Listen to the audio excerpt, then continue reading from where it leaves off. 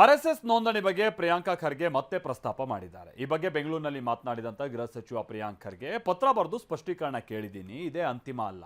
ಆರ್ಎಸ್ಎಸ್ನವರು ದಾಖಲೆ ಕೊಡದೆ ಕಾನೂನನ್ನ ಮೀರುವಂತಿಲ್ಲ. ಕಾನೂನಿನ ಚೌಕಟ್ಟು ಮೀರೋದಕ್ಕೆ ನಾನು ಬಿಡೋದಿಲ್ಲ ಅಂತಾನೂ ಹೇಳಿದ್ದಾರೆ.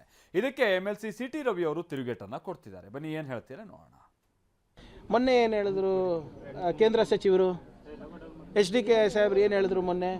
ನಾನು ಫ್ರೀನೇ ಇರ್ತೀನಪ್ಪ, CM ಅವ್ರು ಬ್ಯುಸಿ ಇರ್ತಾರಲ್ಲ, CM ಅವರು ಒಂದು ನಿಮಿಷ ಬ್ಯುಸಿ ಇರ್ತಾರೆ, ಅವ್ರು ಯಾವಾಗ ಕರೀತಾರೆ ಬರ್ತೀನಿ ಅಂತ. ಮಾನ್ಯ ಮುಖ್ಯಮಂತ್ರಿಗಳು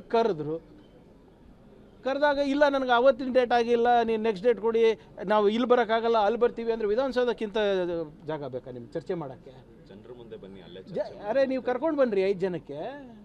ಈಗ ಮೊನ್ನೆ ಇದೇ ವಿಧಾನಸೌಧದಲ್ಲಿ ಮಂಡ್ಯನಲ್ಲಿ ನಿಮ್ಮದು ಎಲೆಕ್ಟ್ರಿಕ್ ವೆಹಿಕಲ್ ಟೆಸ್ಟಿಂಗ್ ಸೆಂಟರ್ ಬಗ್ಗೆ ಚರ್ಚೆ ಮಾಡಿದ್ರಿ. ವಿಧಾನಸೌಧನೇ ಇರ್ತಾನೆ ಕೇಂದ್ರ ಸ್ಥಾನ. ಅದು ಅವ್ರ ಮೆಂಟ್ಯಾಲಿಟಿ ಅಪ್ಪ, ಚತುರ್ವರ್ಣ ಮನುಸ್ಮೃತಿ. ನಾನು ಅವತ್ತಿಂದನೇ ಹೇಳ್ತಾ ಇದ್ದೀನಲ್ಲ, ಈ RSS ಅವ್ರ ಇತಿಹಾಸ ಏನು ಅಂದರೆ ಸಂವಿಧಾನವನ್ನು ತಿರಸ್ಕರಿಸಿ ಮನುಸ್ಮೃತಿನೇ ನಮ್ಮ ಸಂವಿಧಾನ ಆಗಬೇಕಂದ್ಬಿಟ್ಟು ಒಂದಲ್ಲ 10 ಅಲ್ಲ 150 ಬಾರಿ ರಾಮಲೀಲಾ ಮೈದಾನದಲ್ಲಿ ಪ್ರತಿಭಟನೆ ಮಾಡಿದವರು. ಇದು ಅವ್ರ ಇತಿಹಾಸ, ತಿಳ್ಕೊಳ್ಳಿ.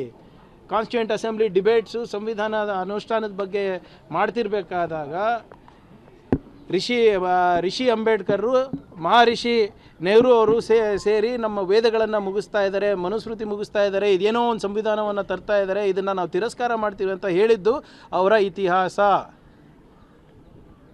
ಅದಕ್ಕೆ ಅವ್ರಿಗೆ ಸಂವಿಧಾನದಲ್ಲಿ ನಂಬಿಕೆ ಇಲ್ಲ, ಚತುರ್ವರ್ಣದಲ್ಲಿ ನಂಬಿಕೆ ಇದೆ, ಮನುಸ್ಮೃತಿನಲ್ಲಿ ನಂಬಿಕೆ ಇದೆ. ಯಾರೂ ಅವ್ರಿಗೆ ಪ್ರಶ್ನೆ ಮಾಡಬಾರ್ದು.